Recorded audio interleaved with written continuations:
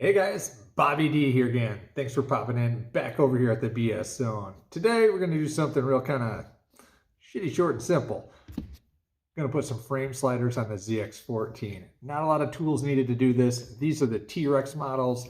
I mean, you can do workout with these things. They're beefy. They should protect the bike well. Going to get these things on the bike. Two simple bolts. All we need is some Allen wrenches, some socket sets to get the stock frame mount bolts off, and a torque wrench. Simple as that. Really is a no BS simple job on the ZX14.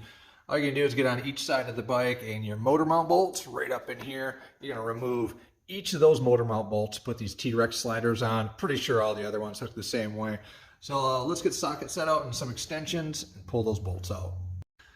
All right, so I got my standard socket, about a 6 or 8 inch extension, and 8mm Allen socket. So we're gonna get this in here. I'm on the right side of the bike right now. And there we go. So we are gonna pull this bolt out. We're simply gonna replace one side at a time with the T-Rex slider and its bolt. All right, so here is your factory 8mm bolt, and we're gonna replace it with this T-Rex one that's longer. The T-Rex sliders, you can see these have a pretty nice machined out setup. So what this is going to do is it is going to set, you can see the hole where I took the bolt out. This thing's going to set right around the frame spar. You're going to go between the fins of the frame. This is going to just set in here, and it's going to nicely set in that wedge from the frame. We're going to just put the bolt in there, torque it down. All right, with that thing all set and positioned into place, got the T-Rex block all around the frame there. There is one little wire right there. You want to make sure you don't pinch that and get it in your way. And now snug this up.